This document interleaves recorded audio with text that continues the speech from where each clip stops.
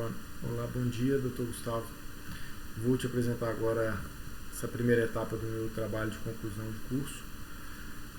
Tema: diagnóstico, normatização e regulamentação para instalações elétricas hospitalares. Bom, a qualidade de energia elétrica que alimenta empreendimentos assistenciais de saúde é essencial. Isso porque esses estabelecimentos eles estão aí 100% dependentes de energia elétrica, seja de uma iluminação que não pode faltar, seja para alimentar os equipamentos eletromédicos que muitas vezes estão ali garantindo a vida, né? Caso esse equipamento venha a falhar, a pessoa pode virar a óbito, e também a segurança das instalações, né? Hospitais ou outros empreendimentos que tenham aí instalações deficitárias podem ocasionar aí choques elétricos, incêndios, né, como a gente tem visto acontecer muito. E os novos equipamentos e essas novas tecnologias, elas exigem essas instalações mais modernas. Muitos hospitais do Brasil atualmente ainda contam com instalações elétricas da década de 1970, 1980. Então, instalações muito velhas, muito antigas, que já expiraram o seu tempo de uso e precisam ser renovadas. E esses novos equipamentos, eles exigem cada vez mais dessas instalações, exigem cada vez uma energia com uma melhor qualidade para o seu funcionamento adequado.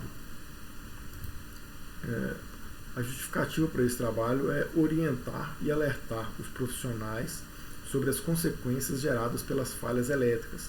Então, muitas vezes, os profissionais não têm noção do risco que uma instalação precária oferece para este hospital, principalmente se for pessoas de diretoria ou da parte de administração que não têm conhecimentos técnicos, né, sobre as instalações e podem muitas vezes ficar desinformados a respeito disso. Então, esse trabalho vai levar para esse hospital no estudo principalmente esse tipo de informação. E também aprofundar os estudos de normas e bibliografias específicas ao tema, agregando experiência e conhecimento e expertise. No caso, para mim, que sou um profissional desta área, e esse trabalho tem me ajudado muito, tem trazido novas informações, inclusive novas perspectivas de trabalho. Outra justificativa é evitar essas tragédias em hospitais que a gente vê com uma certa frequência, né? Aqui eu trouxe 2 casos recentes, né? Que praticamente em um ano ocorreu ali no Hospital Badim um incêndio devido a uma falha elétrica. Inicialmente tinham morrido 10 pessoas, esse número foi aumentando e fechou em 22 pessoas mortas, né, durante esse episódio, fora as pessoas que ainda ficaram com sequelas. E logo em seguida, um ano depois, no mês de outubro, agora de 2020, o Hospital Bom Sucesso, também no Rio de Janeiro, infelizmente também pegou fogo, teve um incêndio. As causas ainda estão sendo apuradas, mas tudo indica que seja falha elétrica também. Então houve nesse incidente 4 mortos. O objetivo do trabalho é realizar estudo de caso no Hospital de Belo Horizonte para diagnosticar as deficiências e desconformidades em suas instalações elétricas. Então vamos fazer um estudo in loco, né, fazer visitas técnicas para verificar e diagnosticar essas falhas e instalações antigas, tudo que estiver fora de norma será explicado e especificado neste trabalho. E além disso, propor medidas para adequação dessas instalações, de acordo com as normas e também os critérios de engenharia. A gente tem muitas normas aí que citam esses estabelecimentos de saúde que devem obrigatoriamente ser seguidas, né? Essas normas têm força de lei. A metodologia será a pesquisa em literaturas específicas, tanto em livros de instalações elétricas, livros específicos para instalações elétricas de hospitais, e também as normas, né, essas normas que são específicas para esse tipo de estabelecimento. E a minha experiência também, já em trabalhos similares, tem contribuído muito para a elaboração do trabalho, e essas visitas técnicas, como eu havia mencionado, no hospital, essas visitas durante a elaboração do trabalho, né? Sem comprometer ou interferir o funcionamento das instalações, ou seja, nós não vamos fazer nenhuma interferência, não vai precisar desligar nenhum equipamento durante essas visitas. Serão feitas visitas de acordo com a disponibilidade também dos profissionais da área elétrica. As referências, né, referencial teórico, a NBR 5410, que é a principal norma de instalações elétricas de baixa tensão. A 13534 ela trata de requisitos específicos para a instalação em estabelecimentos assistenciais de saúde. Então tem alguns critérios que não tem na 5410 e que a 13534 aborda. Então uma complementa a outra. E também pesquisas em livros, artigos, dissertações, teses de mestrado, enfim, trabalhos que vêm sendo desenvolvidos aí nesses últimos anos. Eu trouxe aqui um exemplo de uma outra norma, que é a NBR 8995, ela trata de iluminação de ambientes de trabalho. Essa tabela, ela traz, por exemplo, tipo de ambiente ou tarefa ou atividade que será realizada no local. Essa segunda coluna, a iluminância, no caso em lux, a iluminância média. O GRL está relacionado ao limite do índice de ofuscamento. RA, o índice de reprodução de cores.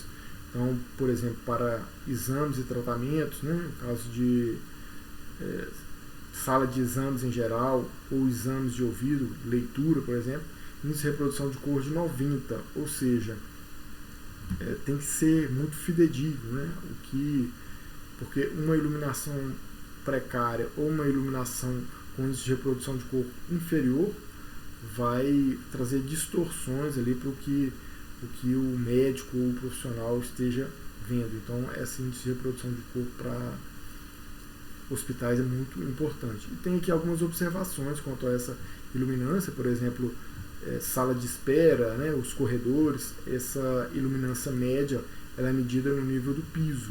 Para os outros ambientes onde não tem essa observação, é adotado o plano de referência, plano de trabalho, normalmente 0,75 metros, mas dependendo do ambiente, isso pode variar de acordo com a altura do plano de trabalho.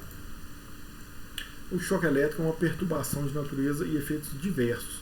Então, ou seja, o que acontece com uma pessoa com a mesma corrente pode não acontecer com outra. Então, esses efeitos eles variam com alguns parâmetros, né? O valor de corrente, por exemplo, quanto maior o valor da corrente, quanto maior o tempo de exposição da pessoa a essa corrente elétrica, maiores serão os danos causados a ela. E esse choque ele pode ser ocasionado por dois tipos de contato. O contato direto é quando a pessoa toca diretamente uma parte energizada, um condutor. Isso acontece geralmente por negligência ou alguma falha na isolação desses cabos. E tem o contato indireto. Esse contato indireto ele acontece quando a pessoa toca uma parte metálica de algum equipamento, ou seja, a massa do equipamento, e isso é ocasionado por alguma falha interna do equipamento ou alguma falha também na isolação, que entra em contato com essa massa e, por ser um material condutor, né, acaba ficando energizado e causa esse choque.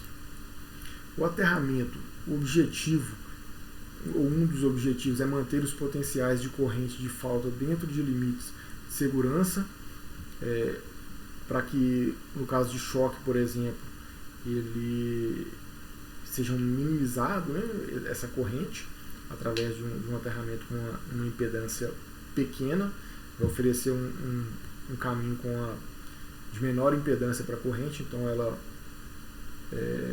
vai preferir, digamos assim, passar pelo aterramento do que passar pelo corpo de uma pessoa que tem aí aproximadamente 1 kΩ de resistência.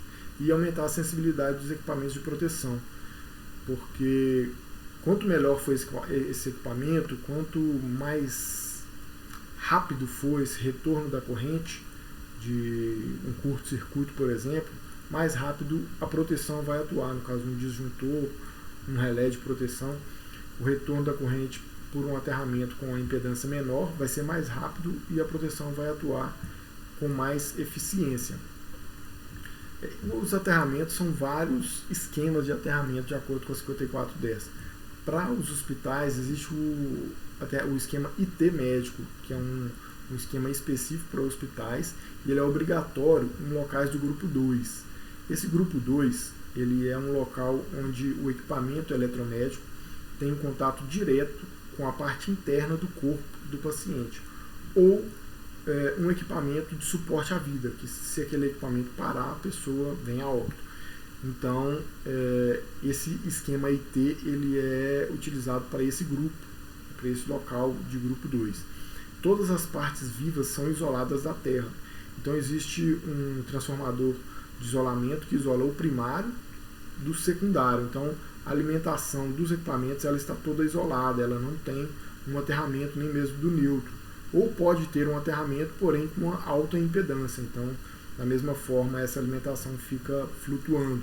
E há o aterramento apenas das massas, né, das carcaças dos equipamentos. Esse esquema IT médico é muito interessante e ele impossibilita ou ele dificulta o retorno dessa corrente para a fonte. Então, no caso de uma falta para a terra, a corrente não tem como voltar para a fonte, então a proteção não vai atuar. Por quê? Porque esse IT médico ele é supervisionado o tempo todo. Então, caso haja alguma falha, no primeiro momento, ele apenas vai sinalizar, vai dar um alarme para que esse erro possa ser corrigido, antes que o seccionamento do circuito ocorra, porque pode estar dando suporte à vida de algum paciente. Então, as instalações elétricas hospitalares é uma área de estudo em constante evolução, tem sempre novos desafios aí para a área de engenharia elétrica, uma área que eu gosto muito, que eu trabalho e gosto de me aperfeiçoar. Então, quero finalizar esse trabalho aí com esse ganho, inclusive pessoal, né? Então, obrigado. São as referências.